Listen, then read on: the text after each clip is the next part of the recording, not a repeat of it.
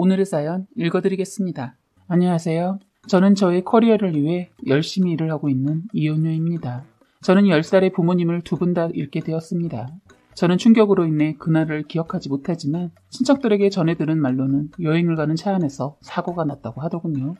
저희 부모님은 맞벌이를 하셨기 때문에 다 같이 여행을 가는 일은 드물었습니다. 여행 한번 가지도 못하고 매일같이 일만 하셨던 부모님은 이렇게 일만 하다가 저와 시간을 보낼 수 없겠다는 생각이 들어 휴가를 내서 다 같이 여행을 가게 되었다고 합니다.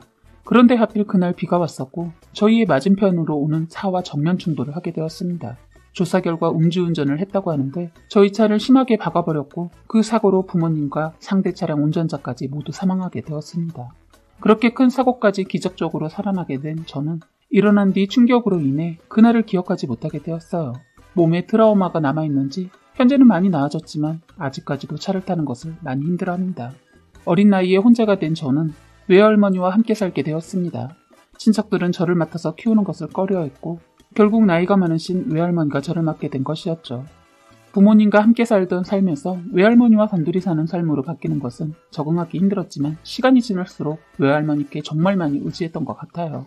저는 빨리 사회에 나가 외할머니의 부담을 줄여드리고 싶어 상고를 졸업한 뒤 성인이 되자마자 바로 취업을 하게 되었어요. 처음 받은 월급으로 외할머니와 레스토랑에 가서 소고기를 썰어보았던 기억이 나네요. 저는 좋은 기회로 좋은 회사에 들어가게 되어서 연봉이 조금 높았거든요. 사회생활을 하던 중 저는 6년 정도가 지나고 지금의 남편을 만나게 되었습니다. 남편은 다른 회사 직원이었는데 업종이 같다 보니 계속 마주치게 되었어요. 남편의 성실하고 예의 바른 모습을 보고 호감을 느끼던 중 남편의 고백을 받게 되어 사귀게 되었습니다. 저는 남편을 외할머니께 소개시켜드렸고 정말 마음에 들어 하셨어요. 남편과 할머니의 첫 만남 후 남편이 집에 가고 나서 할머니가 남편에 대해 말씀하시더라고요.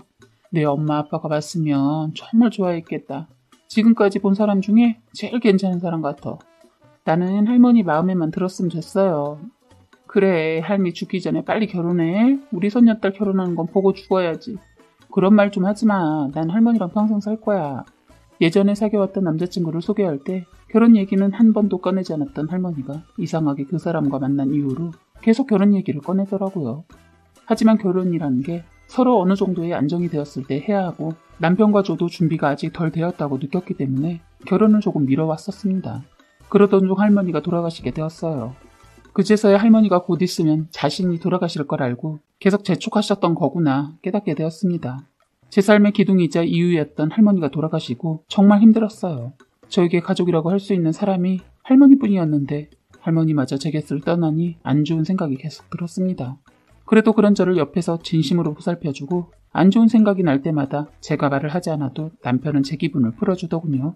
그 모습을 보고 결혼을 결심하게 되었습니다. 그 뒤로 결혼 준비를 하며 저희는 서로의 가정사를 듣게 되었어요. 남편은 다른 얘기는 잘해도 가정사는 한 번도 말하지 않아서 연애하면서 처음 듣는 이야기였습니다. 시아버지는 남편이 어렸을 때 돌아가시게 되었는데 그 뒤로 어머님은 홀로 아들인 저의 남편을 키우며 많이 의지했다고 해요. 어머니께서 남편은 아들이자 남편이기도 했던 거죠. 그런 얘기를 처음 들었을 때 동병상련이라고 시어머니도 남편도 짠하다는 생각이 들었어요. 저와 남편은 서로 더 사랑하고 아껴주다 드디어 결혼을 하기로 했어요. 아는 지인 몇 분만 불러서 조촐하게 결혼식을 올릴 예정이었기에 결혼 준비는 빠르게 마치게 되었고 신혼생활이 시작되었습니다. 저희는 신혼집을 어머님 집과 가까운 쪽으로 결정했어요. 어머님이 혼자 살고 계셔서 적절하실까봐 제가 먼저 제안했었습니다. 남편은 먼저 이런 얘기를 꺼내준 저에게 많이 고마워했었지만 이건 정말 잘못된 선택이었습니다. 저희는 결혼을 하고 난 뒤 서로의 커리어를 존중하여 직장은 그만두지 않고 집안일을 서로 나누어 하기로 했었어요. 이런 얘기들은 저희 부부만의 약속과도 같은 것이기 때문에 어머님에게는 따로 말씀드리지 않았습니다. 어느 날 어머님이 저희가 퇴근하는 시간에 맞춰서 저희 집에 놀러 오신 거예요. 저희는 어머님을 기쁘게 반겼고 맛있게 저녁을 먹었습니다. 그날 설거지 당번은 남편이었기 때문에 저희가 저녁을 마친 뒤 남편이 고무장갑을 끼고 설거지를 하기 시작했어요. 그런데 갑자기 어머님이 화를 내시는 겁니다. 지금 뭐 하는 거냐? 네, 어떤 거요? 석현이가 왜 부엌에서 설거지를 하고 있는 거야? 아, 오늘 저 사람이 설거지 당번이거든요.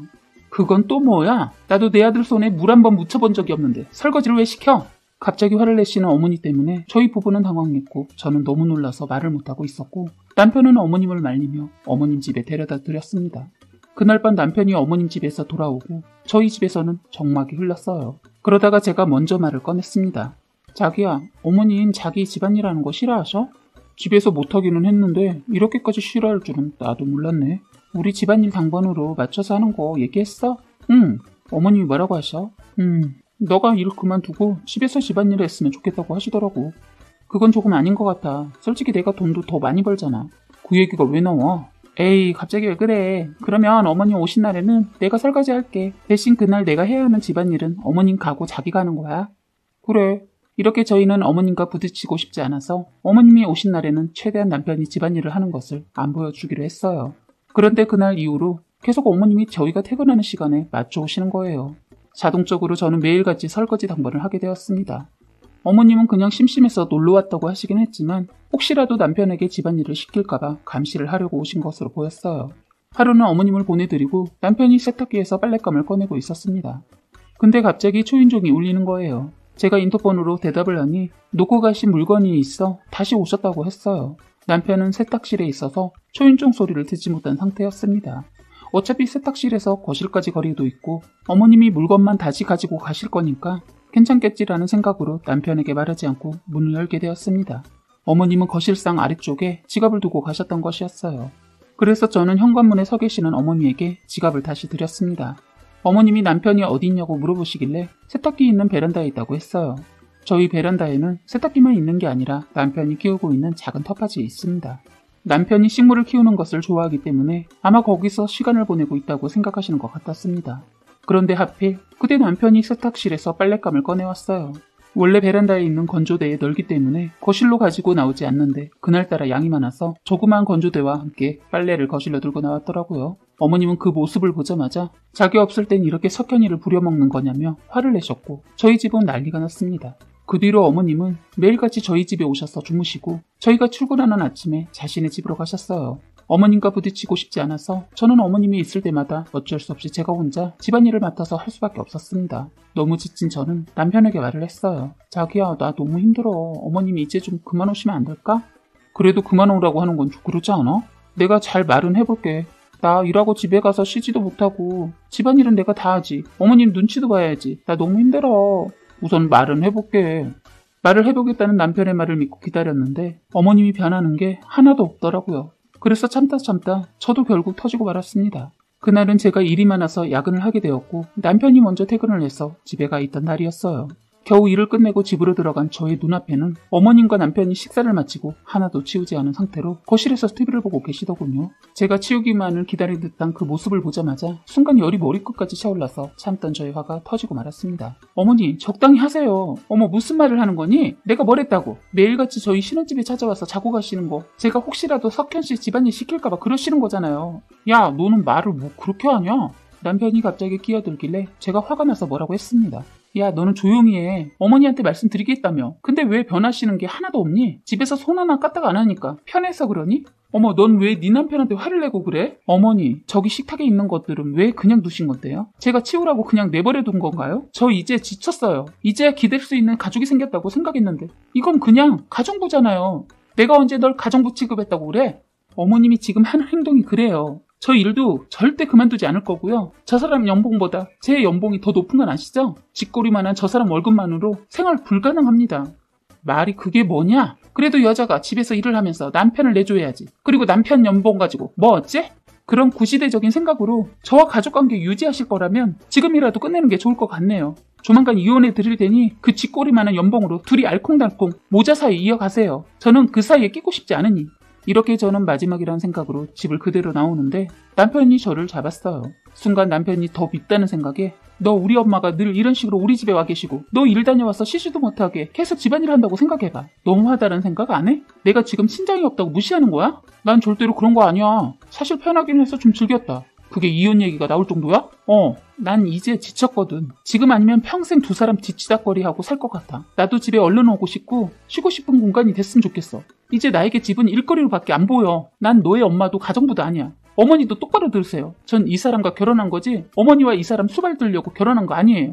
예전에는 어머님이 그러고 살았겠지만 지금은 시대가 변했고 여자도 남자보다 충분히 더 능력 있는 사람들 많아요. 어머니도 여자면서 왜 그러세요? 이렇게 말하니까 시어머니가 발끈하셔서는 네가 내 아들보다 돈 더 잘 번다고. 지금 유세야? 난 절대로 내 아들이 손에 물 묻히는 거 못 본다. 친정이 없으니까 보고 자란 것이 없어서 저러는구만. 이래서 제대로 보고 자란 집에 장가 보내려고 했건만 어디서 재수 없는 것이 걸려서. 그래서 저를 무시하고 그렇게 우습게 알았어요? 친정이 없다는 이유로 쉽게 본 거였어요? 그래서 지금까지? 더 이상 말을 하면 울 것만 같아서 먼저 화를 누르고, 그럼 어머님이 평생 아들 손에 물 안 묻히게 데리고 사세요. 저는 자기 편하자고 우유부단하게 갈팡질팡하는 놈 필요 없으니까요. 제가 자기 엄마한테 마구 쏘아붙이니까 남편놈 화가 났는지 저의 어깨를 팍 치더군요. 지도 공지에 몰리면 고양이를 문다고 사람도 똑같더군요. 사람이 화가 나니까 저도 모르는 힘이 솟구치더군요. 너무 열이 확 받아서 남편을 밀쳤는데 하필 발밑에 제가 퇴근하면 버릴 수 있게 친절하게도 신발장에 재활용 쓰레기와 일반 쓰레기를 놔뒀더군요. 그런데 문제는 그릇을 깨먹었는지 쓰레기통에 싸지도 않고 그냥 버려두었는지 남편이 넘어지면서 휴지통을 치면서 넘어지는 바람에 깨진 유리 조각을 남편이 무릎으로 짚어버린 겁니다. 한순간에 일어난 일이었습니다. 시어머니 고함을 지르더니 저에게 갑자기 달려들었습니다. 성난 사자처럼 달려들길래 제가 살려고 그런 시어머니 밀쳐버리고 그냥 나와버렸습니다. 그런데 시어머니 대문 열고 또 달려나와 저의 머리채를 잡으려는 거, 이번엔 더 거세게 밀쳐버리고 저희 집이 계단도 없는 빌라 5층인데 서둘러 계단으로 내려갔어요. 제가 친정이 없으니까 저에게 함부로 대하는 모습에 화가 정말 많이 났거든요. 아파 죽겠다는 시어머니 뒤로하고 차를 타고 나왔는데 갈 곳이 없어 그냥 차에서 잤습니다. 아무것도 생각하고 싶지 않아 핸드폰도 끄고 자고 일어나 꺼진 폰을 아침에 켜보니 전화 기록이 엄청나게 있더군요. 시어머니 들어와서 무릎 꿇고 사과를 안 하면 이혼은 절대 없다고 하시더군요. 그래서 마주하고 싶지 않아서 모두 무시하고 이혼 소송을 준비했습니다. 두 번 다시 보고 싶지 않은 사람들과 마지막 대면을 했는데 그들을 보는 순간 온몸에 소름이 돋더군요. 법정은 다행히 저의 편을 들어주어 끝나게 되어서 이젠 완전히 남남 사이가 되었습니다. 저에게 다시 사랑이 온다면 시어머니가 제발 며느리를 딸처럼은 아니어도 며느리를 아들의 노예로 생각하지 않았으면 하는 바람입니다. 아들이 병신도 아닌데 왜 이렇게 며느리가 수발을 들기 원하는 걸까요? 사연은 여기까지였고요. 구독과 좋아요, 알림 설정 부탁드리겠습니다.